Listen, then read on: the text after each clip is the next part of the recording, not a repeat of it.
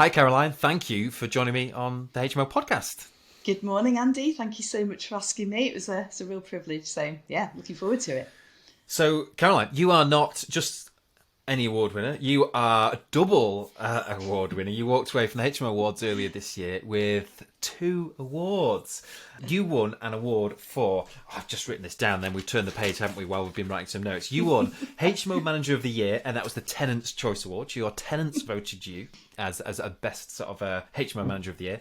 And you also walked away with Best Professional HMO Manager. And I know that you're a self-manager, you've got your own portfolio. So well done. There was a lot of competition, and it was lovely to see you to walk away with those awards. And I'm really excited and pleased to have you on the show today. So for our listeners who maybe don't know as much as I do about you, can you tell us a little bit about yourself, where you're investing, and what you're currently doing in the HMO world? Yeah, absolutely. And first of all, thank you for that. I was not expecting to win. As you said, there was so much competition, loads of people doing fantastic things, and it's just so great to have the awards come to our industry, which I know the likes of you and I and many others are trying to drag out of the gutter of the reputation that it has historically had. So that was nice. Caroline Pattinson, and my company is called Chester Homeshare, does what it says on the tin, and I have had that since 1995 at the beginning. When I started buying some properties in Chester. So I live and have my business in Chester, and tend to stay in the Chester and Cheshire area on the whole.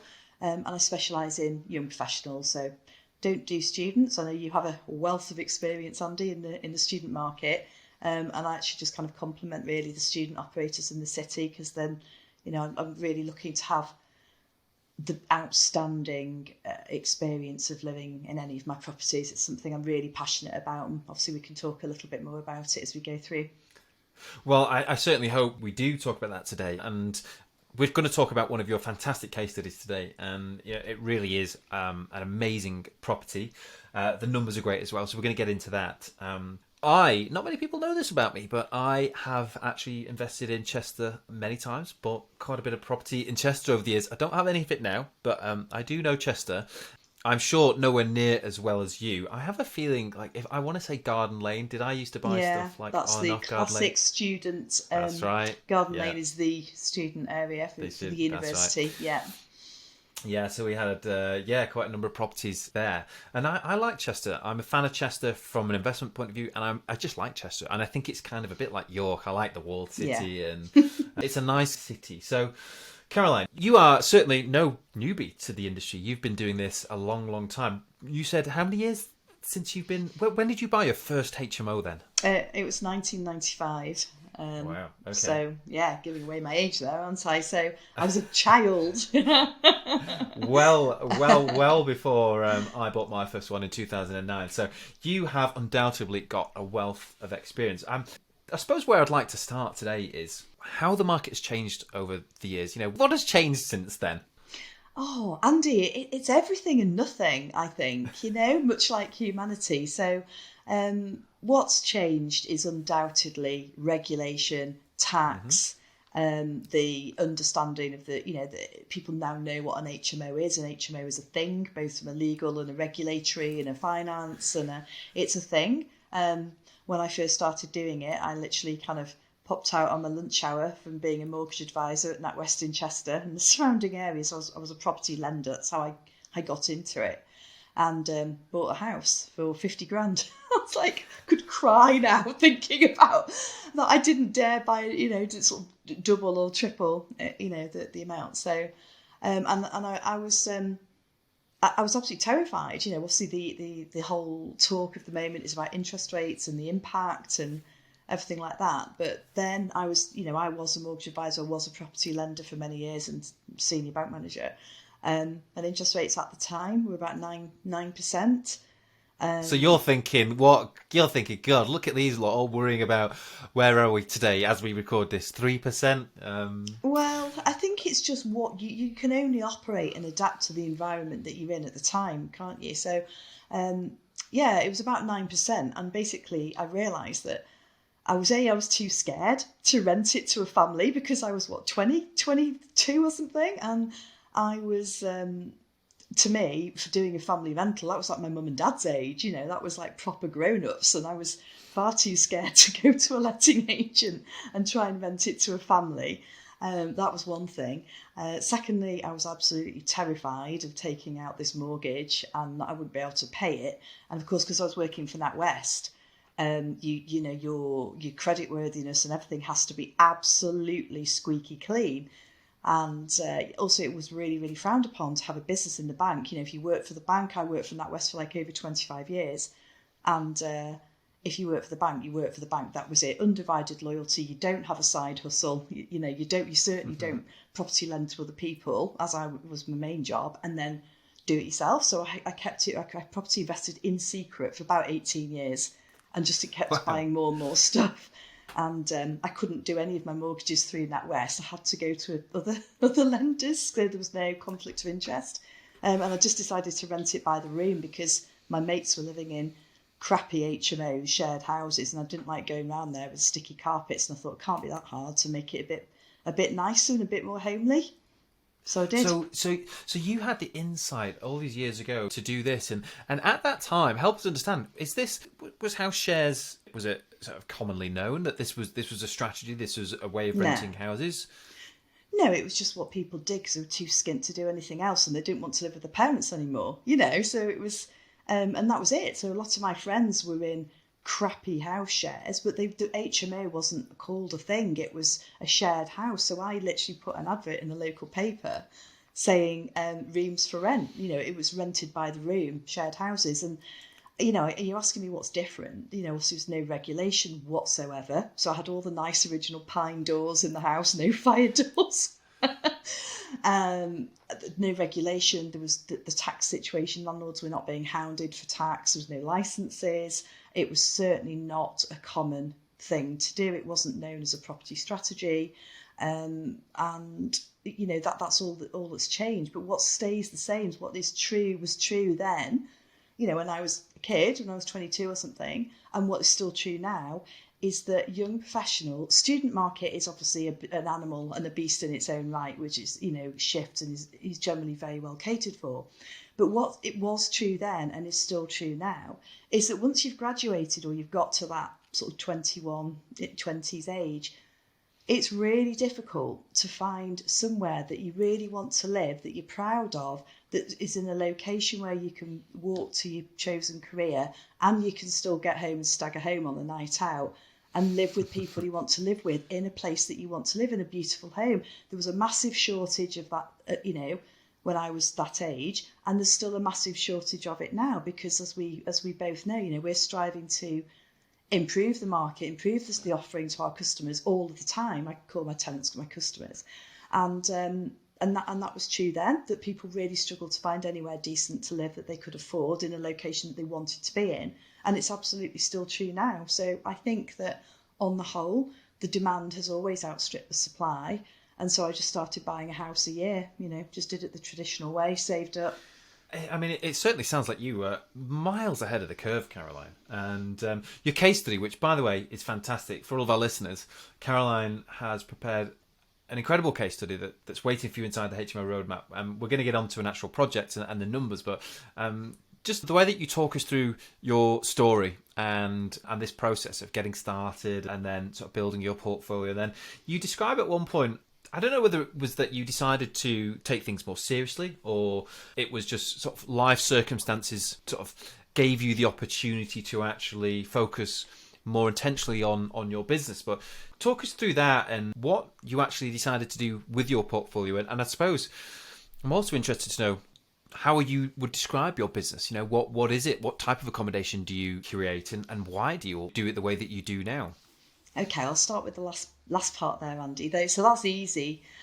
So what I'm absolutely passionate about, and I'm a person of high integrity. I think I don't like bullshit. If I'm allowed to say that on here, and I think it's really important that people can feel safe. And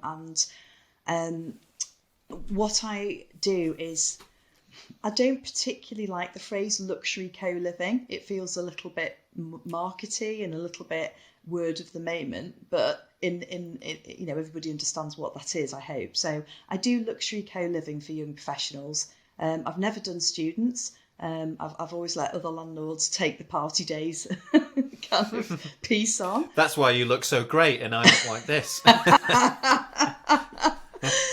And I've had the fair share of having to deal with crap, I can tell you. But so I basically do that very much graduate, the follow-on stage. You don't have to be a graduate, but I do 21. I prefer kind of 22, 23, 24 to about 30.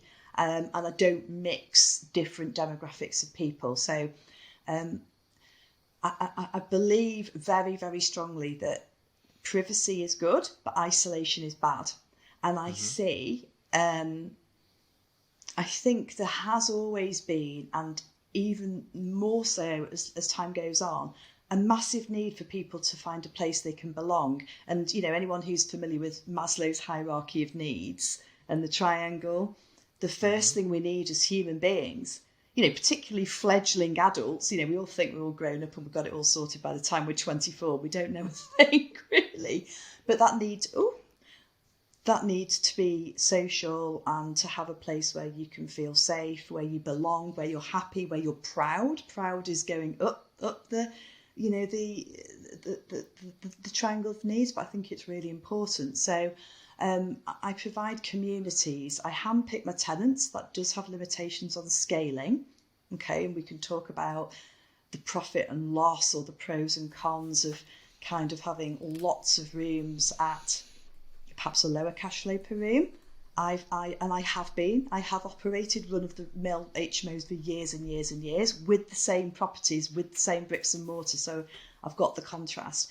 After I left the bank, I was basically in the bank for 25 years or so. Again, I started at the bottom, made my way up, and said, and I was in my very early 20s, I qualified as a mortgage advisor, and then I went on to do more complex property lending. And that's when I just thought one day, you know, I've got these people coming back to me all the time with like fantastic profits and things like this. And I'm going, Caroline, that was amazing. Can you help me finance the next one? And that's when I thought, well, actually, maybe I can do it. Maybe I can.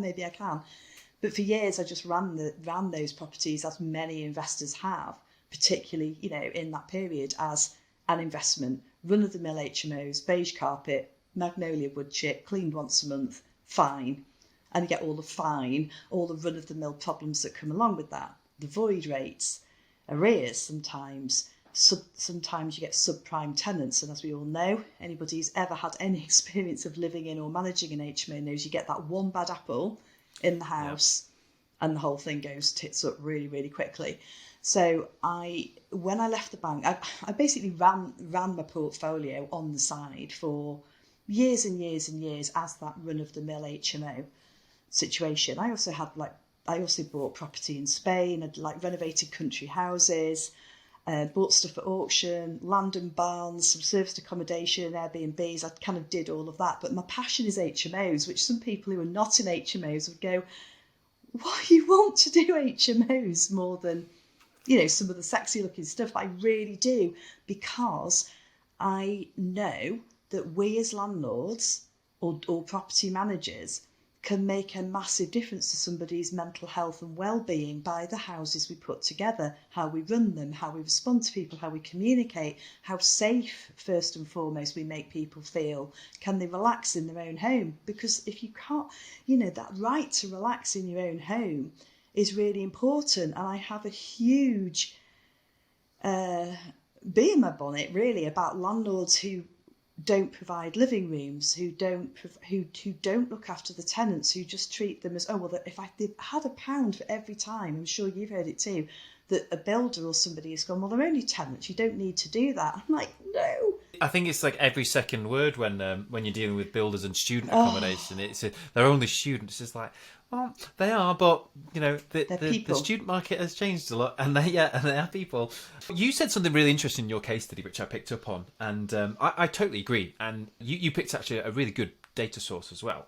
You said that, and I think this, you obviously very strategically looked at your portfolio and said, I can do this better, I can do it differently. And one of the things you obviously identified was that you could do this and you could make your business more profitable. And let's be honest, we're running businesses. We should be able to make them as profitable as we can, and that allows us to reinvest.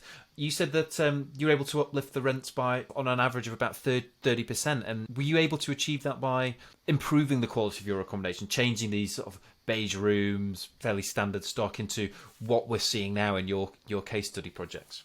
Yeah, absolutely. So there was two things that kick-started me into the catalyst to do this, really. One was my job was in the bank, was in NatWest, was permanently relocated to London about 7 years. It's about 7 years ago, something like that.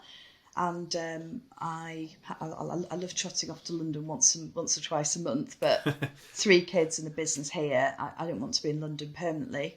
And so I was offered the opportunity of a really nice sum of money that I was never going to have the opportunity of somebody giving me again, to take voluntary redundancy. So I took that, and at the same time, I was my marriage was breaking down, and I kind of knew that was on its way out as well.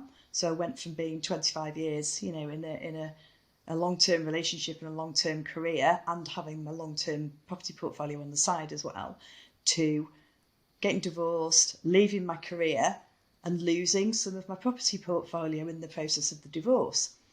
And in that, I decided that, that's a hell of a life change to go through, emotionally, financially, and I was in my 40s, and I just decided, right, what can I do? What do I want to do now? Do I want to go and find another corporate career? Do I want to kind of expand into property? And I looked at the customer experience of not just my HMOs, but people generally. You don't have to spend long on spare room to look at what the tenant experience is like, the customer experience. And on the whole, it's still grim, because there's a lot of legacy landlords who have not moved on from that time.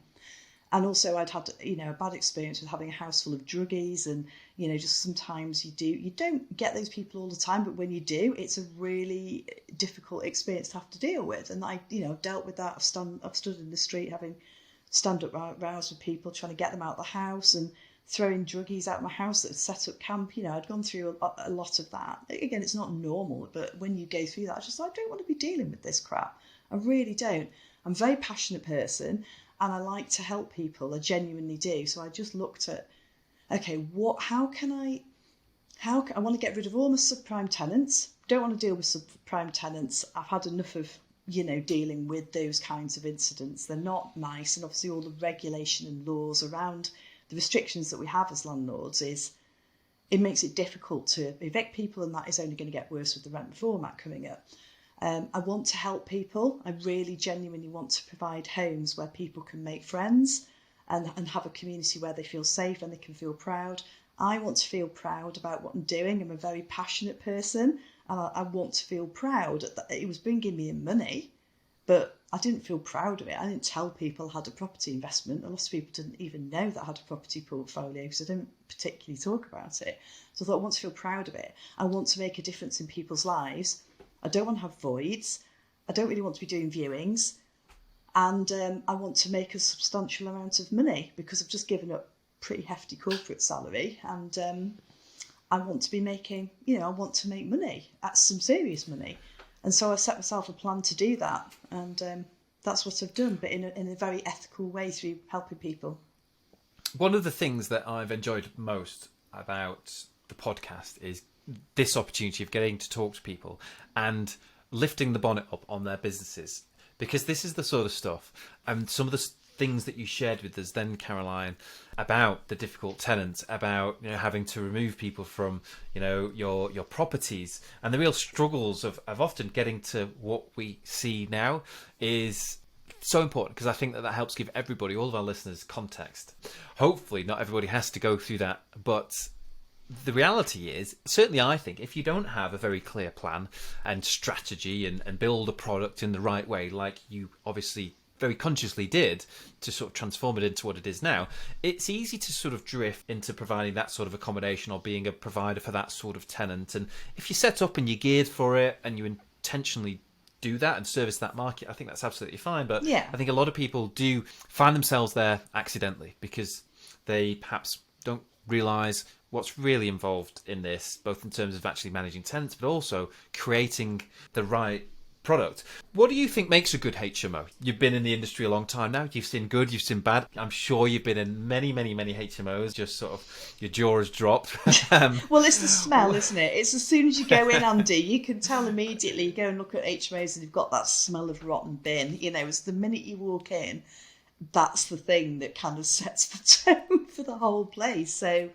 I basically decided to go posh. You know, I took this sum of money that I'd had from my redundancy payment from the bank, and I looked at the whole portfolio, which wasn't over leveraged. I had quite a bit of equity in there, and I decided to go posh. What I didn't know at the time, this was only like 3.5 years ago. It's not great. And again, these are the same. A lot of the properties, I've got quite a few more now actually, but at the time these were the same properties, the same bricks and mortar that I'd had the problems with, and I wasn't sure what the ceiling price would be, because I now spend, if I'm buying a house today now and it's an average sort of bit of a rundown property, but it's essentially okay, but it's tired, I'll probably spend 100 grand on a refurb. You don't have to do that. I'm really clear. Anybody who's listening to this thinking, well, it's all very well for you if you can get to spend 100 grand on a refurb. You don't have to do it. So the newer houses that I've bought and acquired, and I've done, I've done another 2 or 3 in the last year, are super duper top of the range. I try and up my game every single time. But I started off 3 years ago just having an interior design friend and an interior designing with a friend, adding some en-suites, not all of it, but 50% en-suite where it was possible, and to just improving the existing property. And I had no idea if the money I was spending was going to come good, because a lot of people are like, oh well, it's not Manchester, it's not Bristol, it's not London, it's not Oxford. Chester's fine. Chester is a nice city, but it is a small, fairly parochial city. And the rents on average, right now, for example, are about £470, and that's gone up this massively. The average rent across my portfolio is over 600. So data on data, that's based on Q2 data off spare room.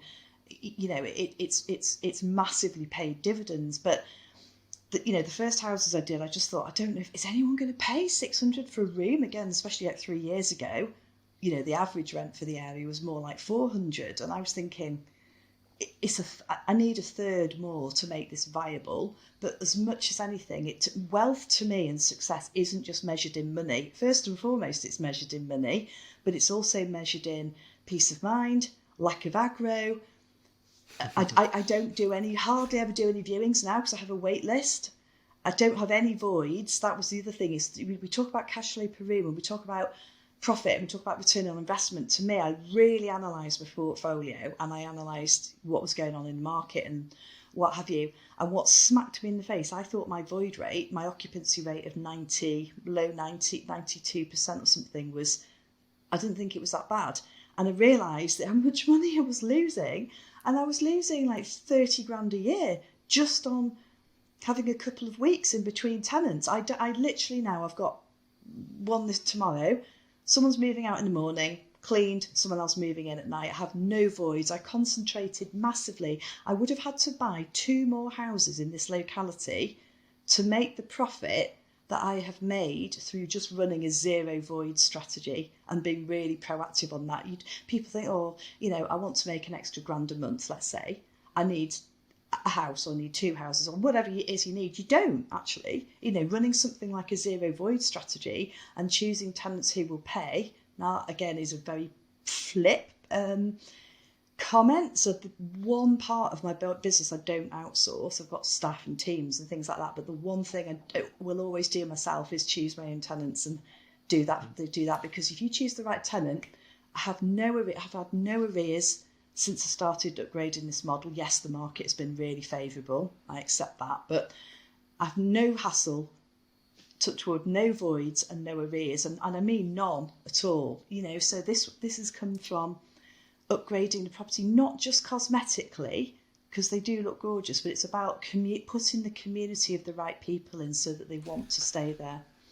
Well, that was actually my next question. Why do you think that people are prepared to pay upwards of £600 for you? Obviously, the spec, go and look at Caroline's case study. That's obvious to see. The spec's fantastic, but it's more than just the spec. And, we know that the loss of new refurbs does wear off. Oh yeah, really houses get quickly. worn. And it's not enough to keep tenants. It's easy to fill houses, actually, but the hard bit is keeping houses filled. So talk to us more about this other part, this community environment that you try and build and this management service. And I guess you won HMO Manager of the Year. One of your awards was the tenants' choice. Your tenants must agree with this as well.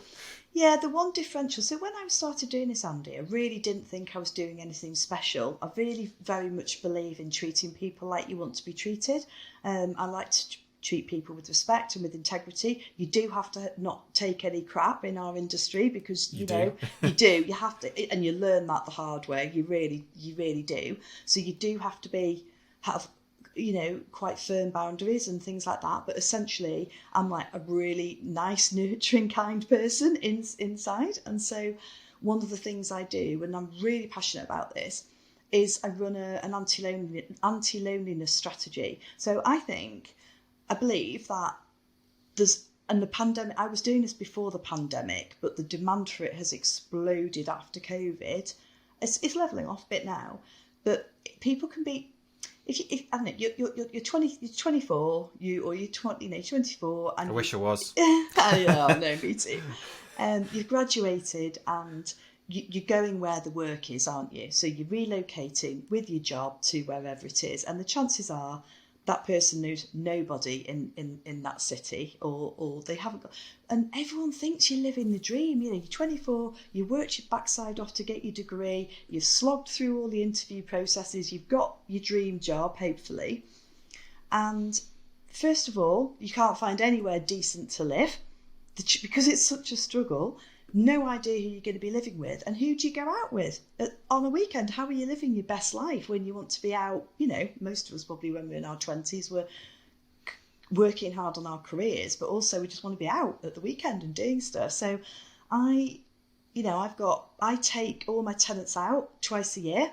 I take them out. I've got one coming up in a few weeks, and I pay for them all to go out on the last couple of times. I do one in the summer and one just before Christmas, and I pay to take out all of my tenants, and everyone has like a nice little name badge on them, and it's a way to make new friends. And I do this because all of my properties are in the same area in Chester, and they've got, the last event we've got 50 odd young professionals. I've handpicked all of these people. I say to people when they come in, no idiots, no slobs. But if you want to live in a dump, you don't pay my prices, because you can literally live 3 doors down for £150 less. So if you're moving in, this is how it is: clean, tidy, sociable, quiet, not mad party house, but community and an opportunity to make friends. And people are desperate. Not everybody, but there is a huge swathe of young professionals who are not living the best life because they've moved somewhere for a job and they don't know anyone, and it's really difficult. It's easy as a student to get to meet people. The whole campus and the whole facilities are set up to make friends, and then you're out on your own having made it and you finally got this job, and there can be a real crash and people suffering from depression, isolation. So I set up the community so you've got privacy but not isolation. We have I take them out, we have cocktail masterclass, and I always say go with somebody that you don't know from a different house. There's literally no pressure if you want to come. It costs me maybe £1,000 each time, and people absolutely love it. And then they make friends from other houses in my portfolio and they're happy, so they stay. If you can get a customer, whatever your business is, to stay and pay consistently, happy days. I'm sitting with a huge smile on my face because I still learn so much from our community and from people I bring onto the show. And I read this in your case study. I read that you take your customers, your tenants out. And I had to read it again, and I thought, have I misread something there? And I think that is absolutely brilliant. And actually, I'm sat here thinking we should do the same. We could all do that. We could do the same. Totally unique. And I think it's really clear to see I mean, it's obvious to see why you might have won the Tenants' Choice Award. This is a service that, and I've banged on a lot about providing a better service for tenants, but actually, you've just shared something quite simple to do that actually a lot of landlords with small portfolios could do, and I totally get it. And this sort of anti-loneliness policy and this idea, I think, is really, really wonderful. It's actually quite interesting and I think very unique to listen to you talk about this, Caroline, because you're sharing some ideas that we haven't really talked or ventured into on the podcast before. And I think for a lot of people listening to the show, and I think certainly looking ahead at where the market's going and maybe some of the difficulties that might be ahead, I think keeping hold of tenants is going to be priority number one. Forget trying to find tenants. I think just keeping hold of tenants, keeping your voids as close to nil as possible is going to be really important. And these sorts of ideas and installing these expectations and this sort of community is going to be increasingly important. So thank you for sharing those ideas with us. I want to talk about your case study, which is eye-wateringly good. So I know you guys listening today can't see this, but go and check it out. But the spec is, I mean, it really is luxury. It's fantastic. I've seen a lot of great projects. This is right up there. It is absolutely fantastic. That living area, big kitchen, open living area. You've got this huge table in the conservatory area, which, I mean, I would just love to have in my own house. It's absolutely beautifully done.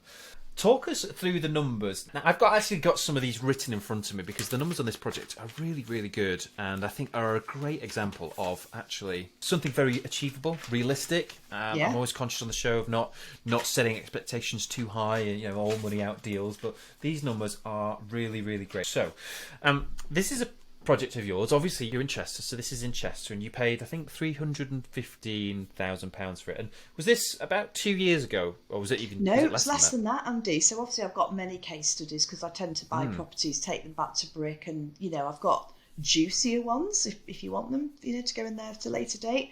But I wanted to use this one because it's my most recent one, so the numbers are absolutely current. That this property was only literally valued for refinancing about 3 weeks ago. And I only completed it and moved people in on the 1st of February this year. So I've deliberately used one which is really current on the numbers. And this one is this is different. Most of my properties are terraced houses, and many of your listeners and the people in the HMO roadmap will have terraced houses. Terraced houses are fantastic. Love terraced houses. But I keep pushing the boundaries of what people want and what people will pay. And so every time I do something, I'm looking to up the ante all the time to see where this ceiling is.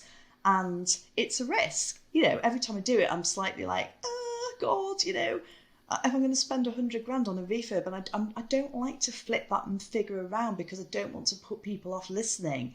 But you don't have to spend that much money. I just want to say that I've got my older properties, which are still beautiful, but they don't look like this one that's literally bang on trend now. I haven't spent that much money. This model still works, right? So I just want to make sure that that's, not putting people off. But yeah, this one is a detached house, like a 1970s detached house. And you spent about, I think you spent about 90,000 on the refurb. 90 grand. And you did some pretty chunky stuff. 4 en suites in there. You smashed through and really opened things up, didn't you? And you went back to brick, which I'm assuming means you've rewired, probably completely replumbed this whole house. This is a pretty big job, isn't it? I didn't have to do that with this house, actually, Andy. I spent the money on pretty stuff, which is great because normally I'm dealing with. I've got when I get the furniture delivered and it comes to my house, my teenage daughter's like, oh wow, is that for us? I'm like, no. No. This house I've just been doing the same and ordering a load of stuff, and there are sales on at the minute, so I found myself on Laradoo and looking at all these nice websites like Tikamoon, where we've bought some stuff from places like that for our own house and not normally done it for my HMOs.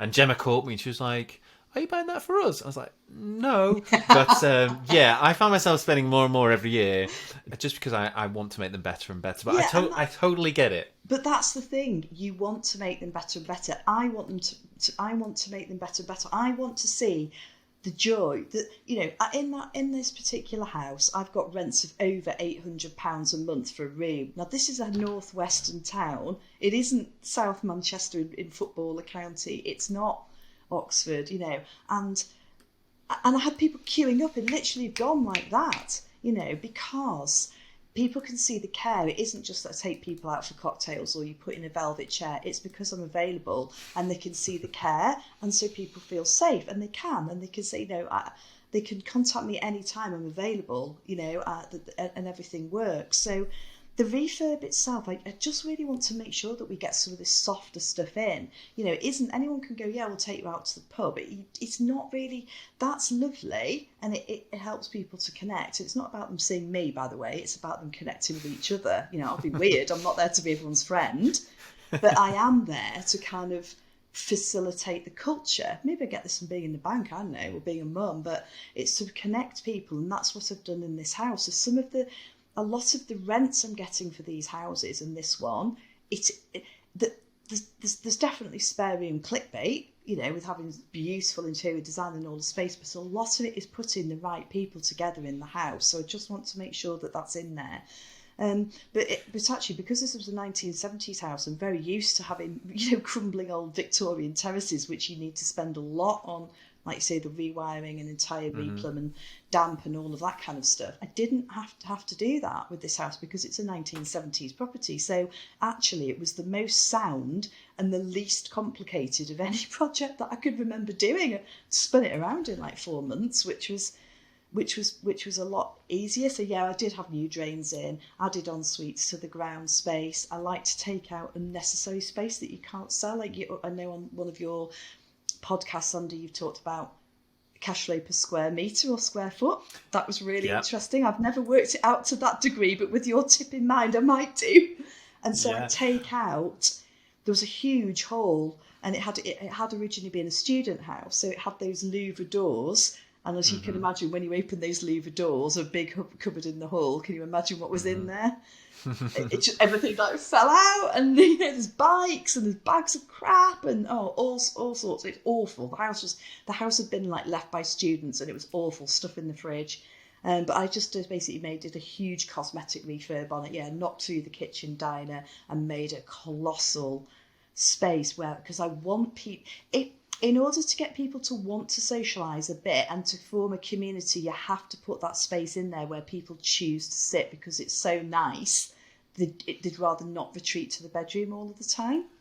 I agree. And I often see people rearranging floor plans and trying to optimise spaces and adding bedrooms at the expense of squeezing the communal space. And for it's me, false economy, that is.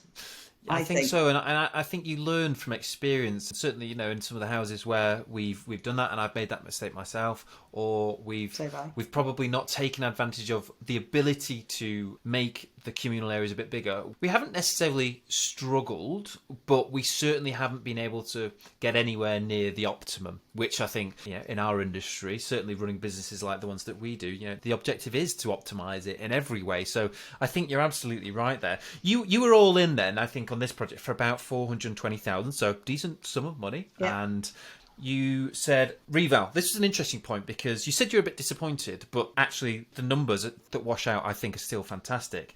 It came back at 450. Do you think that was a sign, an indication of what's happening in the market at the minute, or just the surveyor had a bad day? Or no, he didn't have a bad day, Andy. So the difficulty that you have, and again, this is really important for anybody who is looking at, we all look at what other people are doing, and it's all presented and it looks really sexy visually and with the numbers. I really like to keep it real. So there is a risk that you can overdevelop a site proportionate to its ceiling value, depending on where it is. And this property, the ceiling value isn't, because it's on a close of detached houses. So this HMO, again, I keep upping the ante all of the time. So this property has a private driveway that can fit 3 cars. It's got free on-street parking, unlimited outside. It has a garage. It has a proper garden with actual grass and actual trees and actual barbecue area. So I think you can park. 6 people can all park their car absolutely safe and comfortable. So the ceiling value on this particular property actually isn't it is not too much of a problem because it has those other things. If you are doing that on other properties, let's say typically a terraced house with double yellow lines outside, for example, you do have to be careful not to overspend on a house proportionate to its ceiling value, because one of the reasons I know the surveyor really well, actually, because he does all of the HMOs in the area. He's been going for years, and there was two reasons. So I think the house commercially is, if I was to buy it on the market now, beautiful, 50 grand a year income, not profit. I think he'd get $500,000 for it, 500 even current climate probably. He valued it at 450 3 weeks ago. Two reasons. One, I'm getting so much over the market averages in the area, and obviously surveyors for mortgage purposes have to use data comparables. That's right. And because he said to me, he said, you're too high, you're off the scale, I can't.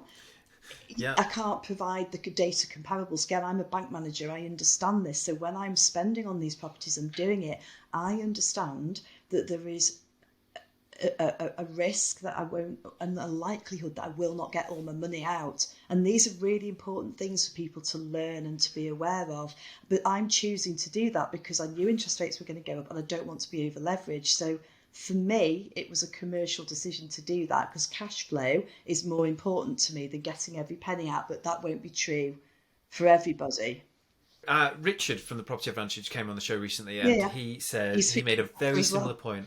Yeah, and he used an example, I think, in Rochdale, and someone was achieving something like $750 on the rents per month, well above the market average, and it was an issue with the bank. And I think it's great to listen to people like you doing these deals, actually investing very large amounts of money, and saying, this is very much, a consideration. These things happen. Banks, will often disregard your incredibly high rents, especially even though now. they might be absolutely with so. Stress testing, That said, and I totally agree with you here, actually, the revaluation is a part of a much bigger picture. For me, buying HMOs is always about cash flow.